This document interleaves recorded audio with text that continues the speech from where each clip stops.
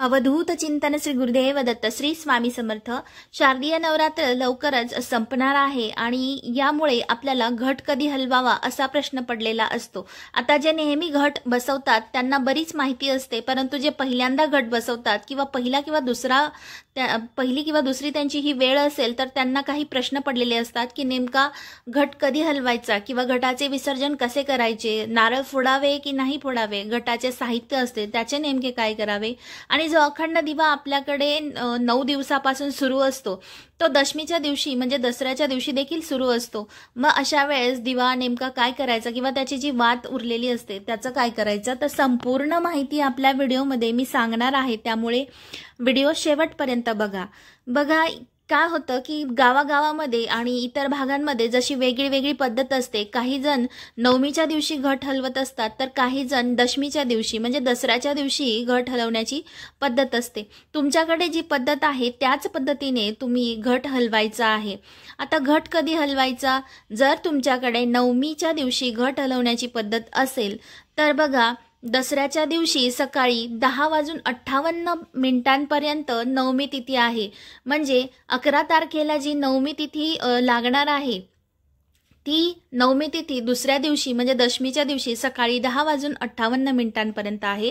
त्यामुळे तुम्ही सकाळी दशमीच्या दिवशी 10:58 अगोदर जर तुम्ही घट हलवला तर ती नवमीच्या दिवशी हलवल्यासारखं होईल। आणि जर तुम्ही दशमीच्या दिवशी म्हणजे दसऱ्याच्या दिवशी घट हलवण्याची तुमच्याकडे पद्धत असेल तर तुम्ही 11 वाजेनंतर केव्हाही तुम्ही घट हलवला तरीही चालणार आहे।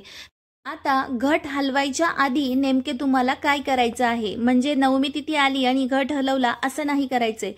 ज्या वेळेस तुम्हाला घट हलवायचा आहे त्यावेळेस देवीला नैवेद्य द्यायचा आहे। जी आरती तुम्ही 9 दिवसांपर्यंत करत आलेला आहात ती आरती तुम्हाला करायची आहे। नैवेद्य दिल्यानंतर देवीला माफी मागायची आहे। म्हणजेच माफी कशाबद्दल मागायची आहे की 9 दिवसामध्ये जी काही तुम्ही सेवा केलेली आहे त्या सेवेमध्ये चुकून तुमच्याकडून काही चूक झाली असेल तर मातेला माफी मागायची आहे। आई भगवती, माझ्याकडून काही चूक झाली असेल तर मला क्षमा कर आणि झालेली सेवा स्वीकार कर, एवढं तुम्हाला आपल्या आई भगवतीला सांगायचं आहे। माझी जी सेवा होती साध्या भोळ्या पद्धतीने मी केलेली आहे ती तू स्वीकार कर, अशी तुम्हाला देवीला प्रार्थना करायची आहे। जी तुमच्या पद्धतीने प्रार्थना तुम्हाला करायची आहे तशी करून घ्यायची आहे आणि त्यानंतर घट हलवायचा आहे। हलवताना तो उत्तर दिशेला तुम्हाला हलवायचा आहे, म्हणजेच तुमची जी उत्तर दिशा असेल किंवा घटाची जी उत्तर दिशा असेल त्या दिशेला तुम्हाला घट हलवायचा आहे।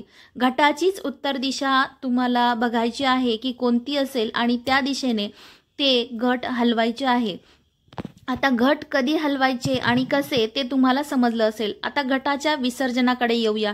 घटाचे विसर्जन आपल्याला करायचे आहे तर मग नेमकं काय करायचं, ज्या दिवशी तुम्ही घट हलवलेला आहे त्या दिवशी घट तुम्ही बाजूला उचलून ठेवला किंवा तिथेच असं बाजूला ठेवला तरीही चालणार आहे। त्याच दिवशी घटाचे विसर्जन नाही केले तरीही चालते, कारण की घट हलवल्यानंतर सुद्धा अंश स्वरूपामध्ये आपल्याकडे आई भगवतीचा वास तसाच असतो। त्यामुळे त्याच दिवशी कधीही घट विसर्जन करू नये। ज्या पद्धतीने आपण गणपती बाप्पांचे विसर्जन केल्यानंतर ती जागा लगेच रिकामी करत नसतो, त्याच पद्धतीने घटाचे विसर्जन केल्यानंतर घट हलवल्यानंतर घटाचे विसर्जन आपण लगेच न करता नंतर केले तरीही चालते किंवा दुसऱ्या दिवशी केले तरीही चालते। आता विसर्जन कसे करायचे बघा, घटाचे विसर्जन करण्यासाठी जे घटामध्ये धन आलेले असते ते धन आपण दसऱ्याच्या दिवशी त्याची पूजा देखील करत असतो, तसेच नंतर देवीची तळी भरत असतो त्यावेळेस देखील तिचा आपण म्हणजे ते धन आपण घेत असतो पूजेमध्ये,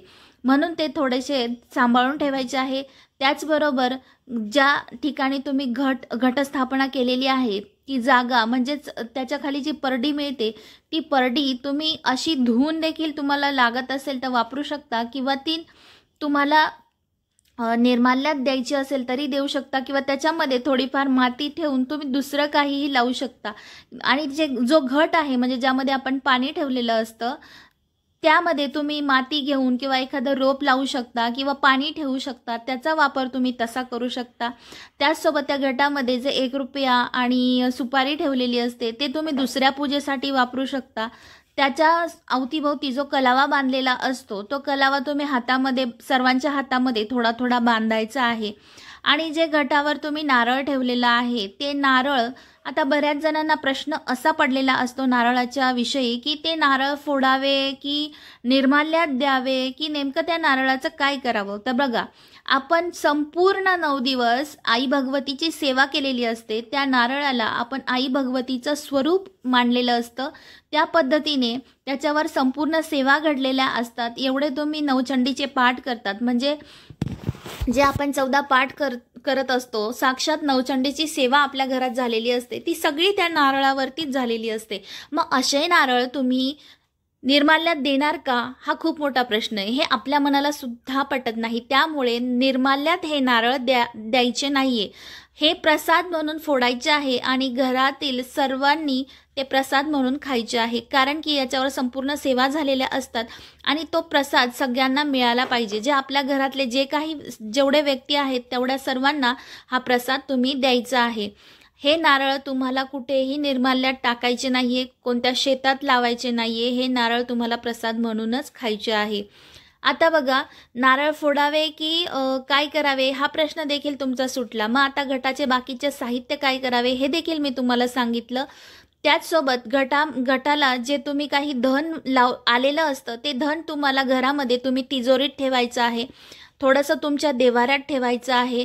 जिथे तुम्ही तुमचे पैसे म्हणा किंवा काही वस्तू अशा ठेवत असतात तिथे हे धन तुम्हाला ठेवायचं आहे. उत्तरोत्तर आपल्या धनामध्ये प्रगती होत असते. त्यामुळे हे धन आपल्याला थोडे थोडे असे सांभाळून ठेवायचे आहे. आता जी काही याची माती आहे ती मातीसुद्धा तुम्ही आपल्या अवतीभोवती जे गार्डन आहे किंवा जे झाडं लावलेले आहे, तुम्ही कुंड्यांमध्ये झाडं लावलेले असतील त्यांना हे थोडी माती टाकली तरीही चालणार आहे. घटाचे जेवढे साहित्य आहे त्याचे काय करायचे हे तुम्हाला समजलं असेलच. आता सर्वात महत्त्वाचा प्रश्न म्हणजे जो अखंड दिवा आपल्याकडे 9 दिवसापासून सुरू असतो त्याचे काय करायचे. दशमीच्या दिवशी घट विसर्जन झाल्यानंतर अखंड दिवा तसाच सुरू असतो, तर तो तसाच सुरू ठेवायचा आहे. फक्त त्याच्यामध्ये तुम्हाला तेल घालायचे नाहीये.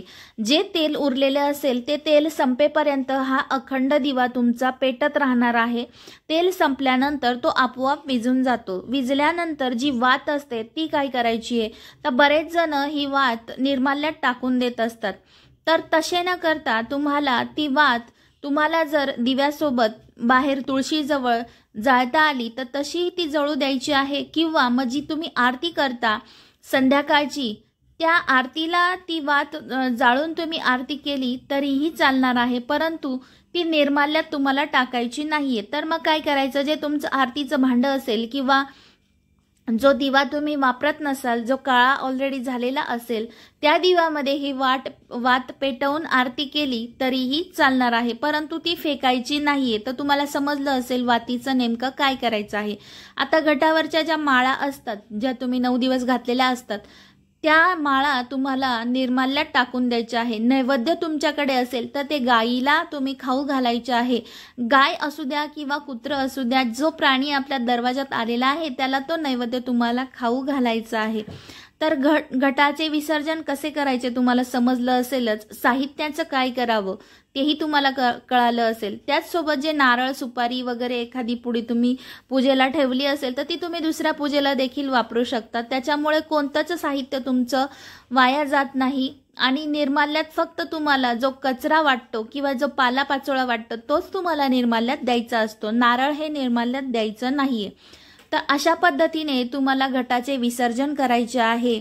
आणि शेवटच्या दिवशी, दशमीच्या दिवशी कोणते उपाय करायचे आहे, कोणते उपाय केल्यामुळे आपल्या घरामध्ये आनंदाचे वातावरण येते, हे आपल्या पुढच्या व्हिडिओमध्ये मी हे तुम्हाला सांगणार आहे. त्यामुळे पुढचा व्हिडिओ बघायला विसरू नका.